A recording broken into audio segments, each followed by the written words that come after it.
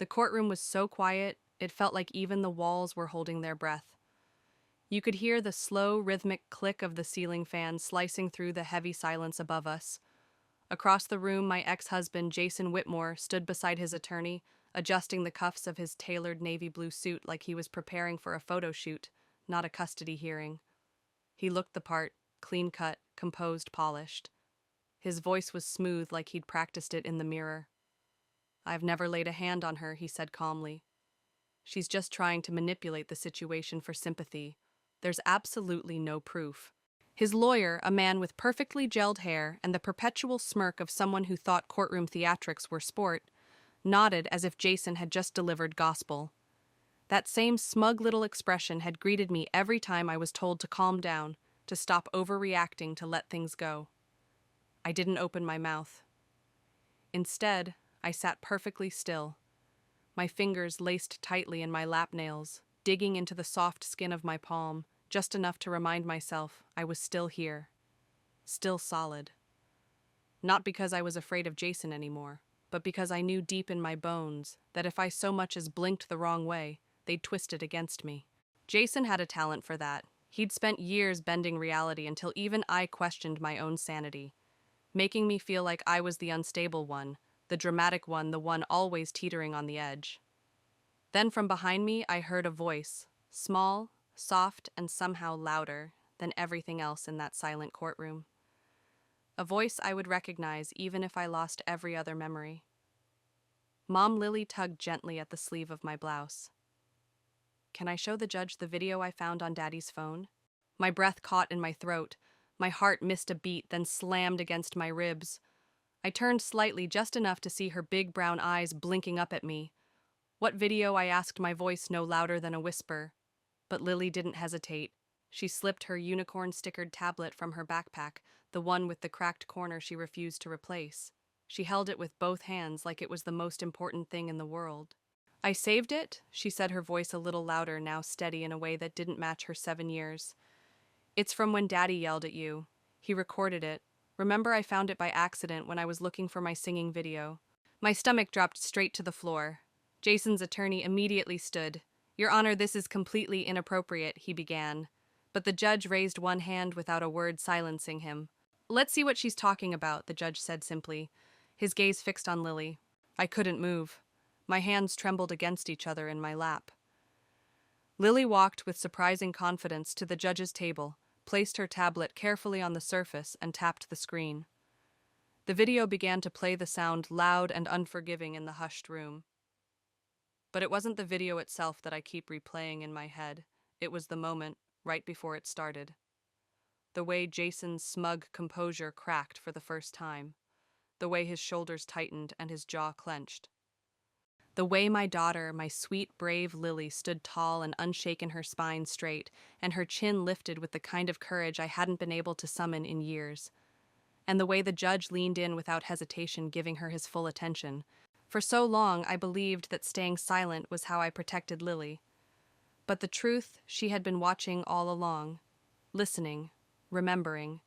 And when it mattered most, she was the one who made them all finally hear the truth. It's in moments like that, moments that crack something open inside you, that you realize the power of a single voice. And if stories like ours remind even one person that they're not alone, that their voice matters too, then maybe the silence wasn't all for nothing. If this journey has resonated with you in any way, I hope you'll take a second to like this video or subscribe to the channel, not for me, but to help these stories travel a little farther, reach someone who's still waiting for their moment to speak. I never grew up clutching the fantasy of a white dress and a fairy tale love story. I wasn't the kind of girl who scribbled hearts in the margins of notebooks or imagined the perfect wedding. All I ever really wanted was something that didn't hurt, something quiet, solid, dependable. Something that didn't feel like the chaos I'd been born into. So, when I met Jason Whitmore, all charm and poise, with a smile that could make a room pause, and a voice that knew exactly when to soften, I thought I had finally found peace. He opened car doors without being asked, laughed easily with servers, and remembered the names of my coworkers like he'd been practicing. He looked like the kind of man people trusted, And maybe that's what seduced me most, not his kindness, but the way the world looked at him like he already belonged. At 24, I was barely treading water. 2 jobs, never enough sleep, living off microwaved meals and prayers. But around Jason, I could breathe. For the first time in a long time, someone was choosing me and doing it with conviction. We were married less than a year after we met.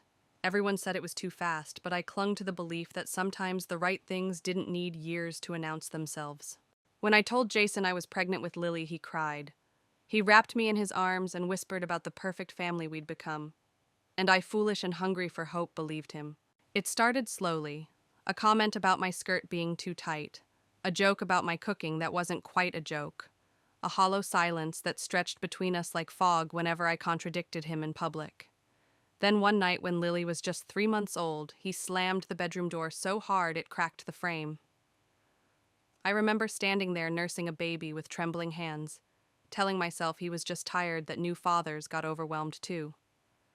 I told myself he was still a good dad because he hadn't hurt her. Only me. But time has a way of unraveling lies, especially the ones we tell ourselves. By the time Lily turned 5, I could read Jason's moods like most people read the weather-predictable patterns of storm and silence. I learned to smile through chest-tightening dread, to slip away quietly from conversations. When I noticed the twitch of his jaw or the narrowing of his eyes, I stopped attending family events. He claimed my sister Megan was filling my head with nonsense, said she liked to stir trouble, but the truth, Megan had seen through him from day one. The final break came on an otherwise ordinary Tuesday. Jason shoved me hard. My back hit the kitchen counter's edge, and I cried out before I could stop myself. When I turned, Lily was standing in the doorway, clutching her stuffed bear, her eyes wide and vacant. She didn't scream. She didn't move. Jason muttered something and disappeared into the bedroom. I dropped to my knees and forced a smile that felt like it would split my face. "It's okay, baby," I said, my voice too high. "Mommy's okay." Lily looked at me for a long time, like she could see past everything I was trying to shield her from. Then she asked, "Do daddies yell like that when they love you?" That question, that small, clear, heartbreakingly innocent question, shattered whatever illusion I had left. The next morning I called Megan. She didn't ask for details. She showed up packed suitcases while I gathered bank statements and birth certificates and loaded us into her car. I took Lily and left with nothing but 2 bags and a secret savings account I had spent months building a few dollars at a time. We moved into a rundown 2-bedroom apartment across town. The paint was chipped. The ceiling leaked. You could hear your neighbors sneeze through the paper-thin walls. But for the first time in years, I could sit in silence and not be afraid of what came next. I filed for full custody immediately. I had no criminal complaints on record, no official documentation of the bruises or the nights I'd spent crying in the bathroom. Just a broken frame of a door, a trembling daughter, and a memory of violence I hadn't dared to name. My lawyer, Karen Blake, a soft-spoken but razor-sharp woman, warned me it would be a steep climb. Jason had money. He had friends in high places and the carefully curated persona of a model suburban father. He wouldn't go down without a performance. Sure enough, his attorney filed a counter-motion branding me as unstable, manipulative, emotionally unfit. He painted me as vindictive and accused me of brainwashing Lily to push him out of her life. It was like being hit all over again, except this time it was public and no one could see the bruises. Each court date felt like stepping into a theater where I didn't know my lines. Jason was always calm, always collected, always smirking, just enough to let me know he thought he was winning. And maybe he was. I was juggling therapy appointments, back-to-back shifts, and a child who had started flinching at every slammed door and sudden laugh. She asked questions I couldn't answer. Why does Daddy get rules, but Mommy gets punished? Why does he say you're lying if you're telling the truth? Do I have to go if I don't want to? I documented everything, every text, every bruise, every change in Lily's demeanor after her court-mandated visits, how she clung to me, fell silent for hours, sometimes woke up crying, and refused to say why. I gave it all to Karen, and still the response was always the same. We need more. So I kept my mouth shut in court. I didn't yell. I didn't cry. I sat there dry-eyed and exhausted, hands clenched in my lap like they were the last tether to sanity, because I had one job to protect my daughter. And I thought I was doing it. I believed my silence was a shield, that if I could just hold it together, Lily would be safe. But Lily had seen everything. The courthouse always smelled like bleach, and old files like something sterile trying to hide something rotten.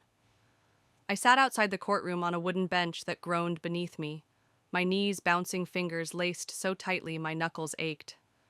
Lily sat beside me, one arm wrapped around her bear, the other holding her pink tablet like it was a lifeline. She didn't ask questions. She just watched me, her small face still as though she were trying to read the weather of my emotions. And guess what kind of storm was coming? Karen appeared and sat beside me with the kind of practiced calm that made me feel like I was standing on a battlefield with a general. "They've gone in," she said quietly.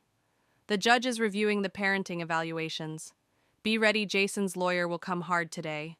I nodded, my throat dry as sandpaper. I had barely slept. Jason had filed a last-minute request for joint custody, accusing me of alienating him, claiming I was emotionally unstable, even producing a statement from some colleague swearing he had never seen Jason be anything but kind and composed.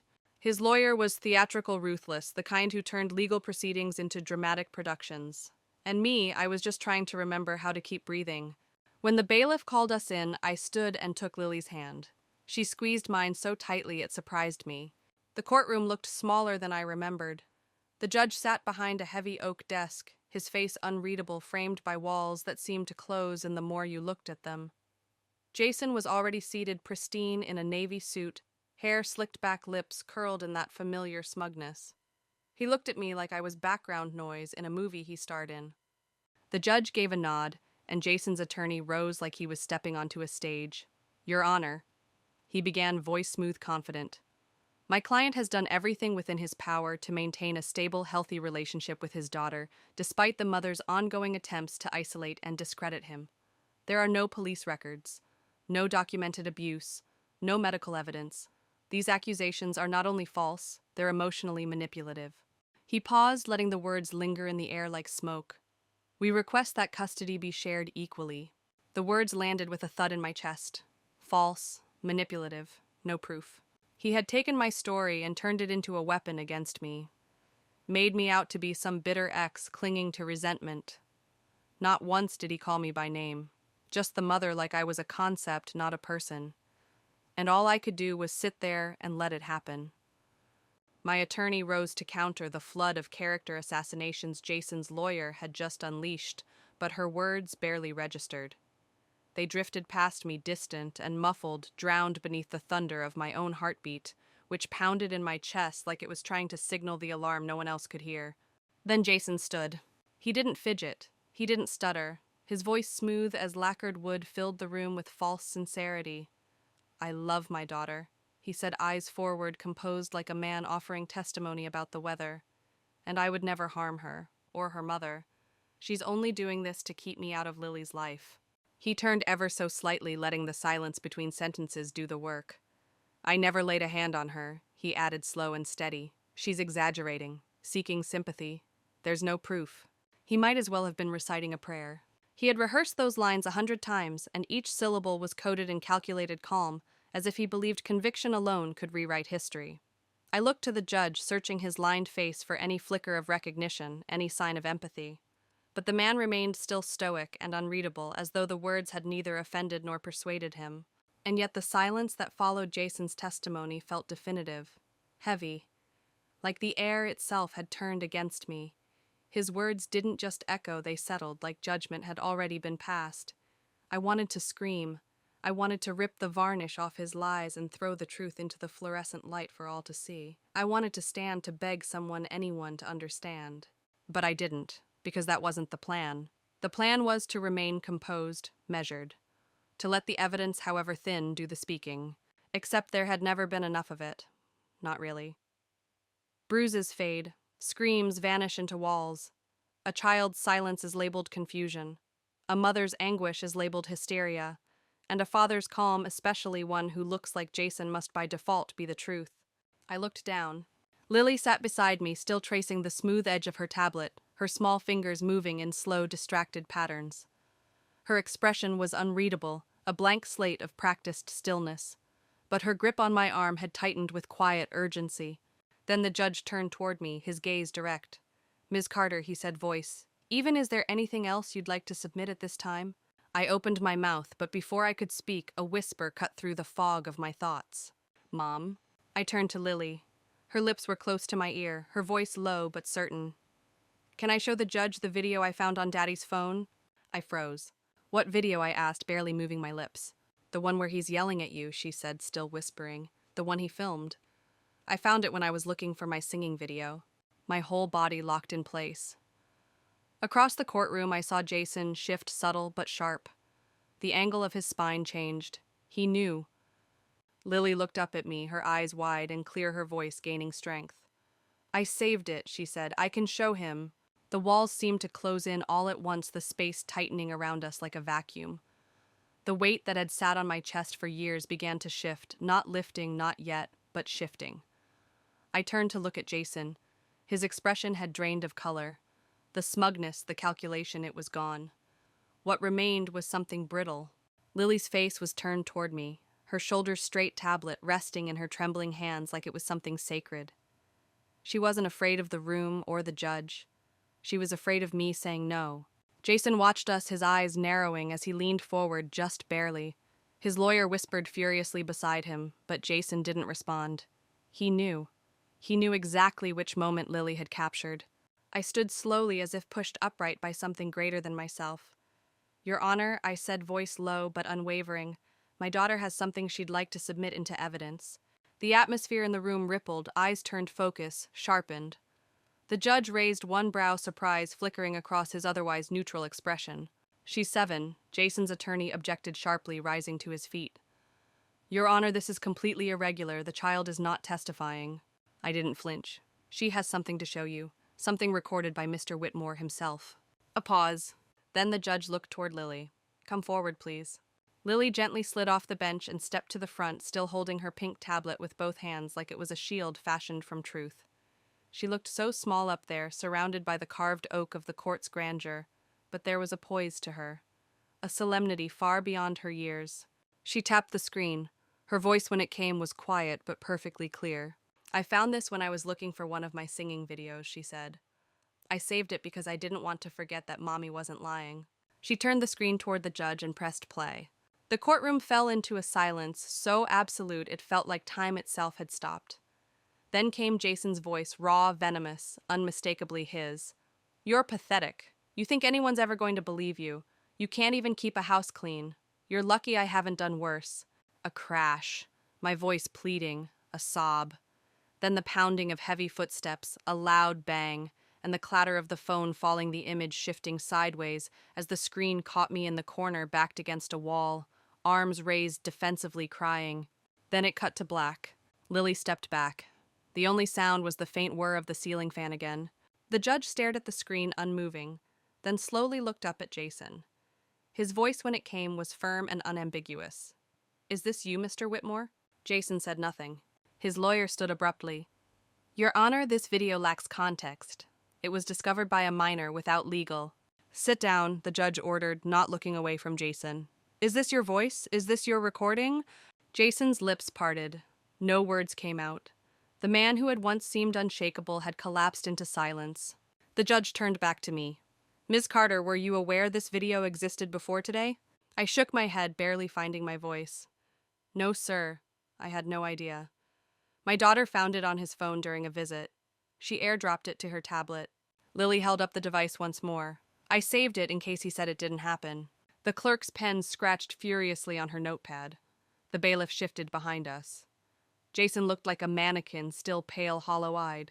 The judge leaned back in his chair, folded his hands over his chest. He did not deliberate. He did not ask another question.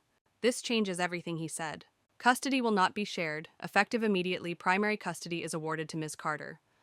Mr. Whitmore, you are granted supervised visitation only pending full review.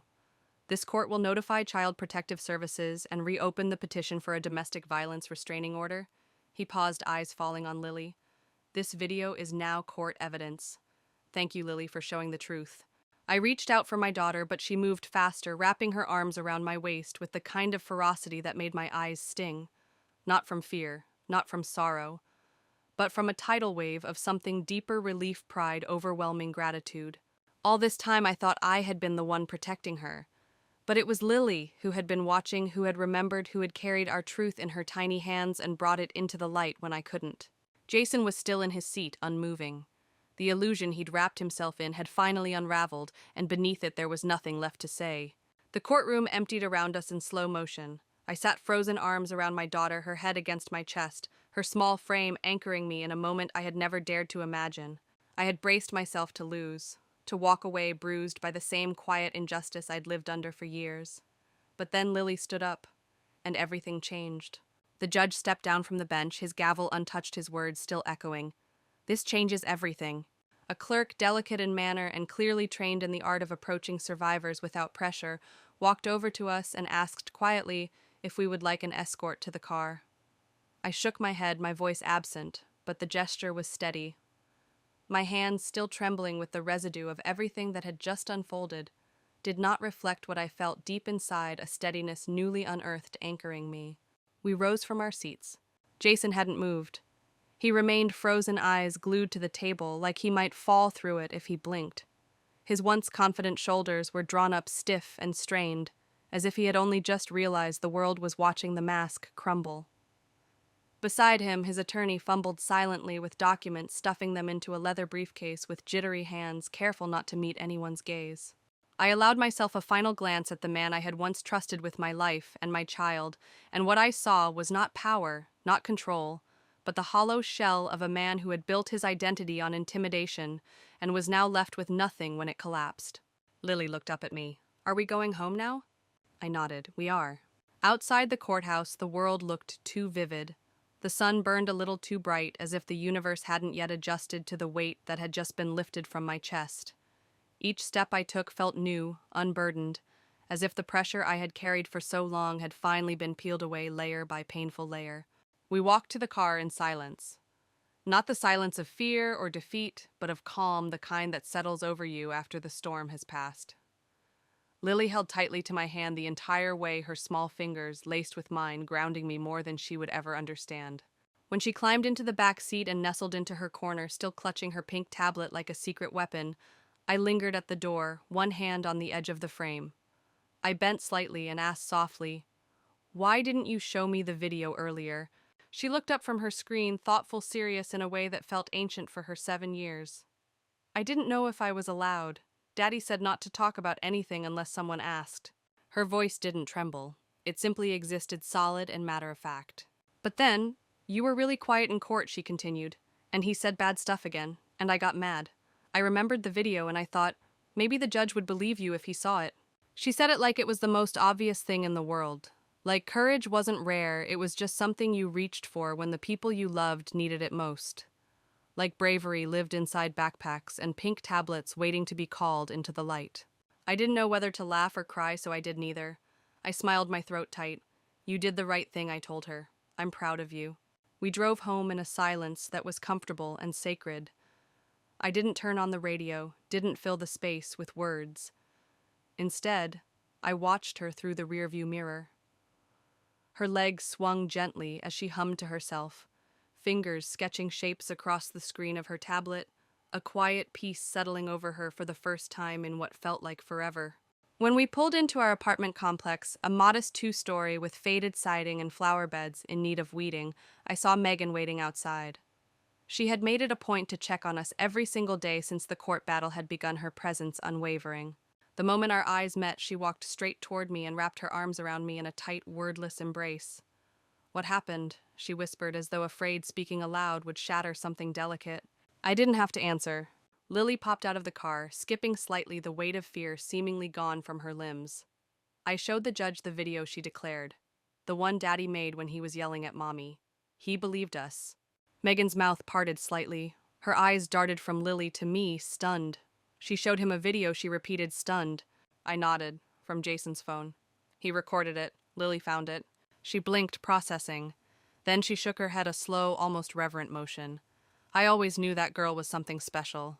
We walked inside together, the hallway lights flickering softly overhead, the evening settling around us like a blanket we hadn't known we needed. That night, I let Lily fall asleep in my bed. She curled under the comforter beside me, arms wrapped around her favorite bear, her breath slow and even. I watched her in the dim light, the shadows dancing gently across her face, and realized that this moment, this calm, was not the end of the story. It was only the beginning of something we had fought so hard to reach. It was the first time in years that the truth stood taller than the lie. The court had finally seen Jason for who he was. But more importantly, Lily had seen it too. Not because I had told her not, because I had tried to shape her understanding, but because she had witnessed it on her own. And in the most important moment, she had chosen to speak when I no longer could. I thought of how many women still wait in silence. How many sit trembling in courtrooms with too little proof and too much pain, praying someone will believe them before it's too late. I didn't get justice because I screamed loud enough. I didn't win because the system saw me. I got justice because my daughter, this small, fearless girl, who had seen more than she ever should have refused to let the lie win. 8 months have passed since that day in court. Lily and I are still in our small apartment. The floors still creak. The ceiling still leaks when it rains. But the air feels different, lighter, warmer. Not because the walls changed, but because we did. We stopped surviving, we started living. There are no more raised voices behind closed doors. No more sudden silences that sting. No more dread when the phone rings from an unknown number. Jason still calls sometimes. The messages he leaves are different now, no longer entitled demands, but desperate, empty pleas. I don't listen to them. I forward them to my attorney, and then I delete them from my mind. The court order still stands. Lily doesn't have to see him, and perhaps most telling, she no longer asks about him either. Therapy has helped her. Slowly, tenderly, it has helped me too. Her questions have changed. She doesn't ask if yelling means love anymore. Now she wants to know why people stay angry when they don't get what they want. Why someone would hurt the person they say they care about. She's learning things I wish I'd known much earlier, that being hurt is never your fault. That love and silence are not the same. That hiding the truth for someone isn't loyalty, it's fear disguised as protection. And she's finished being afraid. One afternoon, while we folded laundry and laughed about nothing, Lily asked me if I still remembered the video. I told her I did.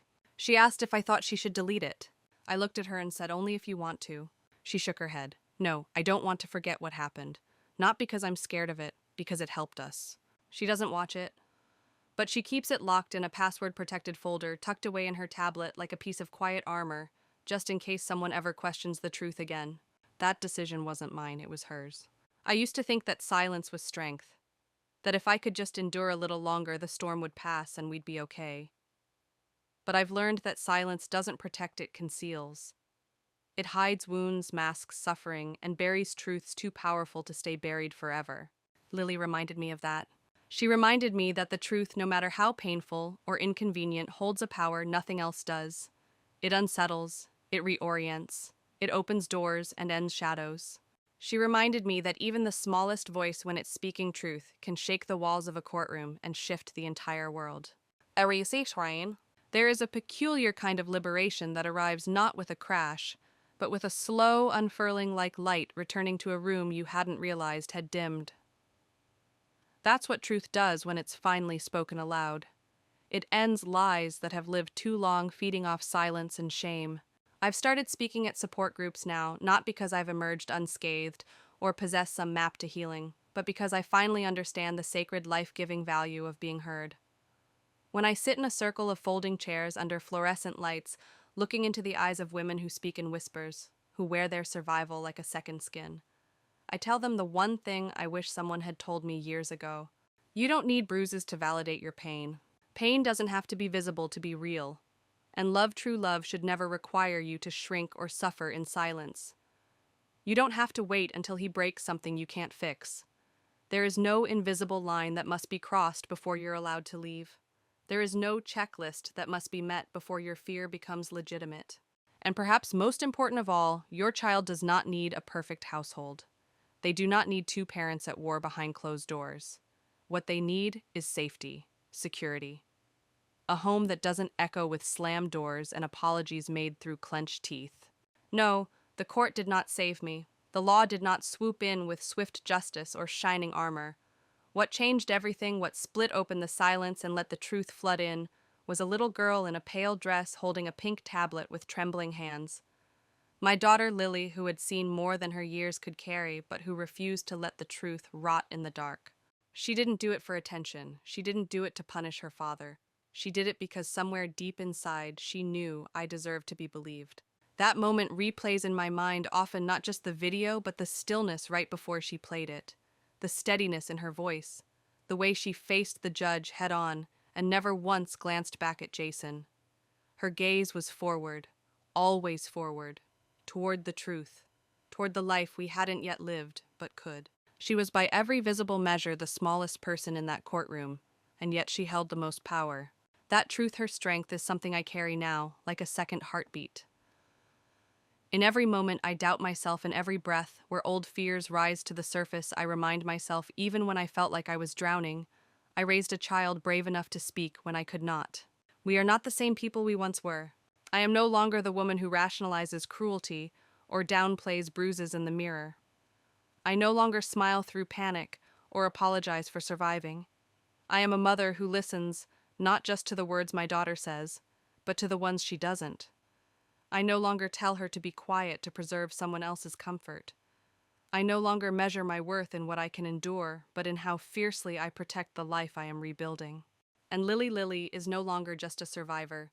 She is a truth bearer, a protector, a reminder that even the smallest voices can echo the loudest when they carry the weight of the truth. We live differently now. Our laughter comes more easily, our sleep is no longer haunted, and our conversations no longer tiptoe around what we fear. There is no longer shame in our home, only the courage to speak. And we never ever apologize for telling the truth. If you've made it this far in our story, if any piece of it found its way into the quiet corners of your own life, please know this: you are not alone. There is a strength inside you, even if it's buried beneath exhaustion or doubt. There is profound transforming power in being believed. And sometimes the heroes we're waiting for are already beside us, watching, listening, learning, waiting for their moment to speak. If this story moved something in you, if it reminded you of someone you love or echoed in your own heart, I invite you gently, sincerely, to let that connection reach someone else. A simple like on this video, a shared link, a quiet comment can carry this truth farther than either of us can alone. It might find someone still sitting in silence, still wondering if they're allowed to leave, still praying for a sign. Let this be that sign. I'd love to hear from you, whether it's your story, your strength, or even just a single word that meant something to you today. Leave a comment. I read each one not as a chore, but as a privilege. And if you want more stories like this, raw, real, and rooted in the strength of those who refuse to stay silent, subscribe to the channel and tap the notification bell. We're not done telling the truth, not by a long shot. Thank you for watching.